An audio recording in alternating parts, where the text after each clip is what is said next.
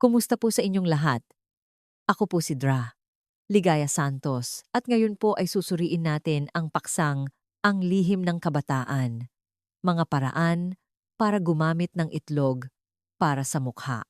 Maligayang pagdating po sa aking channel. Naranasan na po ba ninyong tumayo sa harap ng salamin, dahan-dahang hinaplos ang inyong pisngi at napabuntong hininga? Ang bilis talaga ng panahon. Dati-rati sariwa at makinis pa ang kutis. Pero ngayon, napansin na ang malalim na kulubot sa gilid ng mata at ang mga dark spots ay unti-unti nang dumarami. Kadalasan po, sinasabi na ang edad ay humahabol sa kabataan. Marami po sa inyo ang nagkukuwento sa akin na, "Matanda na po ako, ano pa po ba ang magagawa ko para gumanda?" Ngunit hindi po ako sang-ayon dyan. Ang pagpapaganda sa edad na ito ay hindi para makipagkumpetensya sa mga dalagang nasa 20 anyos, kundi para maramdaman ninyo ang saya, kalusugan, at pagmamahal sa buhay araw-araw. At ang pinakamagandang balita po, hindi ninyo kailangang gumastos ng libo-libo para sa mamahaling imported na cream o spa treatments. Ang lihim para sa makinis na balat at pagtanggal ng dark spots ay nasa kusina lang po ninyo. Isang simpleng sangkap, madaling hanapin. Ngunit ang kapangyarihan nito ay kinikilala maging ng modernong agham. Iyan po ay ang itlog ng manok. Ngayon po, hindi ko lang ipapakita sa inyo ang ordinaryong paggamit ng itlog.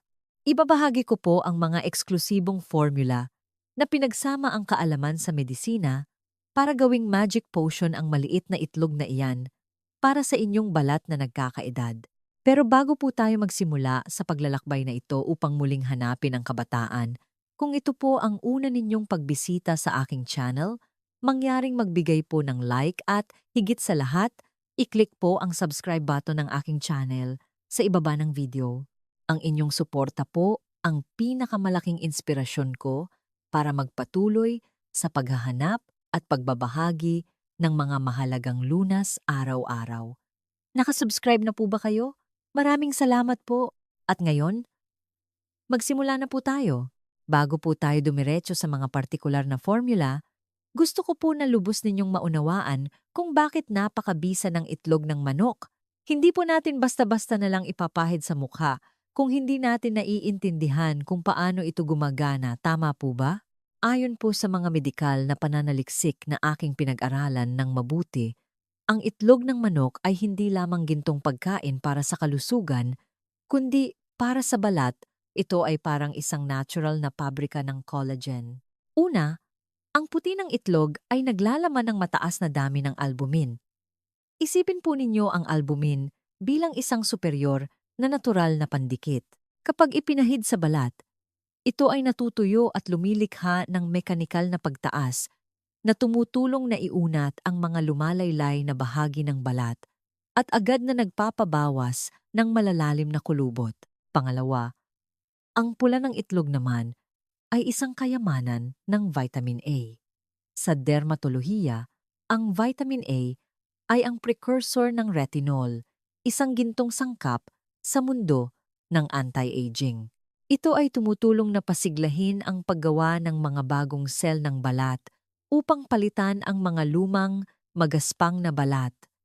At higit sa lahat, ang itlog ng manok ay naglalaman din ng zinc at vitamin B complex. Ang mga tahimik na mandirigma na ito ay tumutulong sa antay-pamamaga, naglilinis ng pores, at pumipigil sa pagdami ng dark spots. Kaya po, kapag hawak ninyo ang itlog ng manok, hawak ninyo po ang isang buong luxury spa treatment. Pero paano ba ito gagamitin ng tama? Ano ang dapat na ipares dito para doble ang epekto? Ngayon po, ibabahagi ko ang 3 gintong formula para sa bawat problema ng balat. Mangyaring maghanda po ng papel at panulat o isave ang video na ito para magamit ninyo. Formula bilang 1. Ang pangplansya ng kulubot mula sa puti ng itlog at kalamansi. Ang unang formula po na ito ay espesyal kong inaalay sa ating mga matatanda. Sa mga nag-aalala po dahil sa lumalaylay na balat, malalaking pores, at madaling maging mamantika. Ang kombinasyon po ng puti ng itlog at sariwang kalamansi ay lilikha ng isang maskara na may napakagandang kakayahan na natural na mag-lift ng balat. Paano gawin ang formula na ito? Mga sangkap. Isang itlog ng manok, mas maganda po kung native chicken dahil mas mayaman sa nutrients. At isang kutsarita ng sariwang katas ng kalamansi. Paraan ng paghahanda. Una po, maingat na paghiwalayin ang puti at pula ng itlog. Sa formula na ito, puti lang po ang gagamitin natin. Huwag niyo po munang itapon ang pula, itabi po natin para sa susunod na formula. Ilagay po ang puti ng itlog sa isang malinis na mangkok, gamitin ang tinidor o wire whisk, at talunin ng mabilis at pantay hanggang sa maging puti at malambot tulad ng snow. Mahalaga po ang hakbang na ito dahil ang pagtatalop ay nagpapagana sa mga protina para mas madaling maabsorb ng balat. Pagkatapos, ilagay ang isang kutsarita ng katas ng kalamansi at dahan-dahang haluin. Ang natural na acid at vitamin C sa kalamansi ay tutulong na magpaputi ng balat at magtanggal ng mga patay na skin cells, habang ang puti ng itlog ay matutuyo at hihigpitan ang balat. Paraan ng paggamit. Una po, hugasan ng mabuti ang mukha gamit ang maligamgam na tubig para bumukas ang pores. Pagkatapos, pantay na ipahid ang pinaghalong sangkap sa mukha, mag-focus sa noo, gilid ng mata, at sa mga bahagi ng balat sa ilalim ng baba na lumalaylay. Pagkatapos ipahid ang maskara, humiga po kayo at mag-relax. Makinig ng malumanay na musika sa loob ng 15 hanggang 20 minuto. Mararamdaman ninyo po na humihigpit ang inyong balat. Parang may humihila ng dahan-dahan. Iyan po ang ibig sabihin na gumagana ang maskara. Pagkatapos, banlawan ng mabuti gamit ang malamig na tubig. Subukan po ninyong hawakan ang inyong balat. Wow! Napakakinis at sariwa. Pero paano po kung may dry at nagbabalat na balat? Baka mas lalong matuyo ang balat sa kalamansi. Kaya po, inaanyayahan ko kayo sa susunod na formula. Formula bilang 2. Ang gamot para sa tuyong balat. Ang batong-bato ng kabataan mula sa pula ng itlog, pulot pukyutan, at langis ng olive. Kapag po tayo ay umabot sa edad na 50, bumababa ang paggana ng oil glands sa ating balat. Kaya nagiging tuyo ito tulad ng lupa na bitak-bitak sa tagtuyot. At habang mas tuyo ang balat, mas madaling lumitaw ang mga kulubot. Ang formula number 2 po na ito ay ang ating tagapagligtas gamit ang pula ng itlog na itinabi natin kanina. Paano gawin ang formula na ito? Mga sangkap. Isang pula ng itlog ng manok, isang kutsarita ng purong pulot pukyutan, honey, at isang kutsarita ng langis ng olive o virgin coconut oil kung mayroon po kayo. Paraan ng paghahanda. Ilagay po ang pula ng itlog sa isang mangkok, idagdag ang pulot pukyutan at langis ng olive, at haluin ng mabuti hanggang sa maging makinis at may magandang kulay kahel. Paraan ng paggamit. Muli po, sa malinis na balat, ipahid ang makapal na layer ng pinaghalong ito sa mukha. Huwag kalimutan ang leeg, dahil ito ang bahagi ng katawan na malinaw na nagpapakita ng edad. Ngayon po, dahan-dahang imasage sa paikot na galaw, mula sa ibaba pataas, mula sa loob palabas, sa loob ng mga dasang minuto upang ang nutrients ay lubusang maabsorb. Hayaan po ang maskara sa balat sa loob ng mga 20 minuto. Habang naghihintay, maaari po kayong ipikit ang mata at magpahinga. Napakasarap ng amoy ng pulot pukyutan. Pagkatapos ng sapat na oras, hugasan ng mabuti ang mukha gamit ang maligamgam na tubig. Makikita po ninyo na ang inyong balat ay magiging malambot tulad ng balat ng sanggol, makinis, at puno ng buhay. Ngunit, ang pinakamalaking kinatatakutan sa pagtanda minsan ay hindi lamang ang mga kulubot, kundi ang mga dark spots at maitim na mantsa sa pisngi. Paano natin matatanggal ang mga ito? Ang sagot po ay nasa formula number 3. Formula bilang 3. Ang kalaban ng dark spots mula sa itlog ng manok, turmeric powder, at yogurt, espesyal na paggamot para sa ngalay, pekas, at dark spots. Mga minamahal kong taga-subaybay, noon pa man, Pinahahalagahan na ng ating mga ninuno ang balat. Ang balat na may pantay na kulay ay nakakatulong para magmukhang sariwa at mas bata. Gayunpaman, dahil sa edad, sikat ng araw, at hormones, madaling lumitaw ang mga dark spots, ngalay, at pekas na nagpapababa ng kumpiyansa sa sarili. Sa mga natural na sangkap, ang curcumin sa dilaw na turmeric ay itinuturing na isang malakas na antioxidant na tumutulong na magpaputi ng balat at magpantay ng kulay. Kapag pinagsama sa puti ng itlog na nagbibigay ng banayad na moisture at nagpapaliit ng pores, kasama ang plain yogurt na nagbibigay ng lactic acid para dahan-dahang magtanggal ng patay na skin cells, magkakaroon po kayo ng isang natural na maskara na madaling gawin at matipid. Paano gawin ang huling formula na ito? Mga sangkap. Isang puti ng itlog ng manok. Para mas maganda ang nutrients, isang kutsarita ng turmeric powder. Mas maganda po kung turmeric powder para hindi maging masyadong dilaw ang balat pagkatapos banlawan at mas hindi rin mainit kaysa sa sariwang turmeric.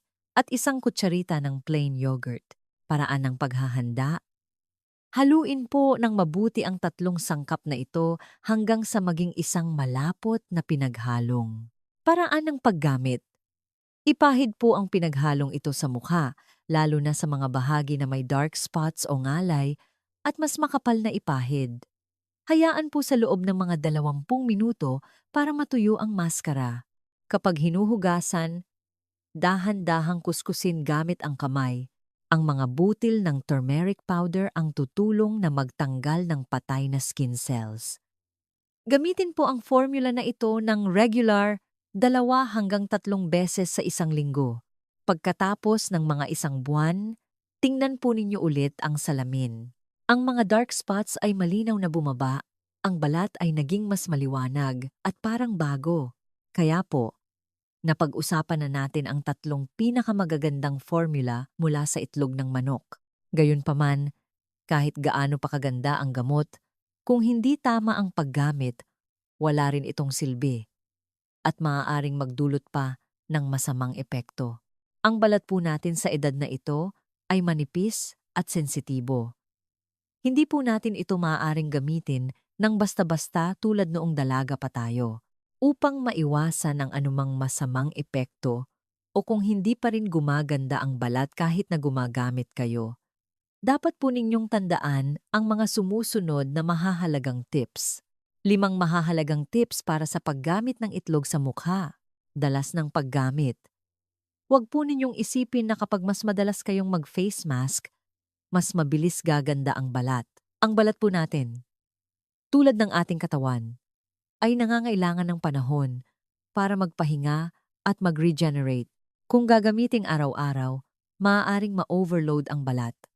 Hindi lamang ito hindi gaganda, kundi maaaring magbara ang pores, magka-pimples o manipis ang balat. Ang pinakamainam po ay gumamit lamang ng egg mask 2 hanggang 3 beses sa isang linggo. May pagitan ng araw para may oras ang balat na huminga at mag-recover. Ang pagiging matiyaga sa tamang dalas ay magbibigay ng mas matagal na resulta, ang gintong oras para gumamit ng maskara. Ang pinakamagandang oras para gumamit ng maskara ay sa gabi bago matulog. Sa oras na ito, ang katawan ay unti-unting nagre-relax at ang natural na proseso ng pagbabago ng balat ay pinakamalakas. Sa panahong ito, ang nutrients mula sa itlog ay mas malalim na maabsorb ng balat. Pagkatapos gamitin ang maskara, tandaan po na hugasan ng malinis ang mukha gamit ang maligamgam na tubig at pagkatapos ay maglagay ng manipis na layer ng moisturizer. Nakakatulong ang moisturizer na ilak ang nutrients at panatilihing malambot ang balat sa buong magdamag. Paggising sa umaga, titingin kayo sa salamin at makikita ninyo na ang inyong balat ay mas maliwanag, mas firm at mas malambot. Mandatory ang sun protection. Ito po ang pinakamahalagang hakbang at hindi ninyo dapat kalimutan. Kapag gumagamit tayo ng kalamansi, turmeric o iba pang sangkap na tumutulong sa pagbabago ng balat, ang bagong balat na nabubuo ay napakanipis at madaling masira ng sikat ng araw. Kung pagkatapos gumamit ng maskara ay lalabas kayo at hindi kayo magtatakip ng mabuti, madaling maging dark, ngalay, o mas maitim ang balat. Kaya po, kapag lalabas kayo, tandaan na magsuot ng makapal na face mask, malapad na sombrero, sun protective clothing, at lalo na ugaliin ang paggamit ng sunscreen araw-araw kahit maulap. Ito po ang pinakasimple ngunit pinakamabisang paraan para protektahan ang balat. Pumili ng malinis na itlog. Ang kalidad ng sangkap ang magtatakda ng kalahati ng epekto ng maskara. Dapat po kayong pumili ng itlog ng native na manok o itlog mula sa manok na pinapalaya na sariwa pa dahil mas mayaman ito sa nutrients at mas ligtas. Iwasan ang paggamit ng itlog ng manok na matagal nang nakaimbak sa ref dahil bumaba na ang kalidad nito at hindi na kasing epektibo sa pagpapaganda ng balat. Kung maaari po, bumili ng itlog mula sa mapagkakatiwalaang pinagmulan. Alam ninyo kung kailan ito inilabas para mas sigurado kayo sa paggamit sa inyong mukha. Subukan muna ang reaction bago ipahid sa mukha. Bawat tao po ay may iba't ibang uri ng balat. May nababagay at may madaling ma-irritate. Para maiwasan ang anumang panganib bago ipahid sa buong mukha, kumuha po ng kaunting pinaghalong sangkap at ipahid sa bahagi ng balat sa ilalim ng baba o sa loob ng pulso. Ito po ang sensitibong bahagi at madaling makita ang anumang reaksyon. Maghintay ng mga 10 hanggang 15 minuto. Kung normal ang balat, walang pamumula, hindi mahapde, hindi makate, saka ninyo po gamitin sa buong mukha. Dapat po ay ligtas ang pagpapaganda, iwasan ang hindi kinakailangang iritasyon sa balat. Mga mahal kong taga-subaybay, ang pagtanda ay isang bagay na hindi maiiwasan, ngunit ang pagtanda ay hindi nangangahulugan na papayagan natin ang ating sarili na maging pabaya. Ang pag-aalaga sa balat ay hindi lamang pagpapaganda, kundi ito ang paraan kung paano natin minamahal ang ating sarili. Pinahahalagahan ang katawan na ipinagkaloob sa atin ng mga magulang. Sa bawat 20 minuto na iginugugol sa paglalagay ng egg mask, 20 minuto po kayong nagre-relax, nagtatanggal ng mga alalahanin sa buhay at tinatangkilik ang kapayapaan. Karapat-dapat po kayo dyan. Patuloy po ninyong gamitin ang mga formula na ibinahagi ng aking channel. Huwag po tayong magmadali dahil ang mga natural na bagay ay nangangailangan ng panahon para magbunga. Naniniwala po ako na sa loob lamang ng maikling panahon, matatanggap ninyo hindi lamang ang mas batang balat, kundi ang kagalakan, kumpiyansa sa sarili, at pagmamahal sa buhay sa tuwing titingin kayo sa salamin. Kumusta po ang video natin ngayon? Nakakatulong po ba? Kung nagustuhan po ninyo at gusto ninyo pa akong magbahagi tungkol sa iba pang paksa tulad ng kung paano gamutin ang pagkalagas ng buhok gamit ang balat ng pomelo o mga ehersisyo para sa pananakit ng likod, para sa matatanda, mangyaring mag-iwan lamang po ng komento sa ibaba. Babasahin ko po lahat at gagawa ako ng video para sa inyo. At ngayon, para hindi makaligtaan ang mga susunod na kamanghamanghang tips, tandaan po na i-click ang subscribe button ng aking channel at i-click ang icon ng kampana sa tabi nito upang makatanggap ng pinakamaagang abiso sa tuwing maglalabas ako ng bagong video. At huwag kalimutan na ibahagi ang video na ito sa inyong mga kaibigan, pamilya, at sa inyong mga kaibigan sa Senior Citizens Club para sabay-sabay tayong maging bata at maganda. Ang aking channel po ay taos-pusong nagdarasal na lagi po kayong maging masigla, laging masaya ang puso, at manatiling kabataan magpakailanman. Paalam po at magkita-kita tayo sa video bukas.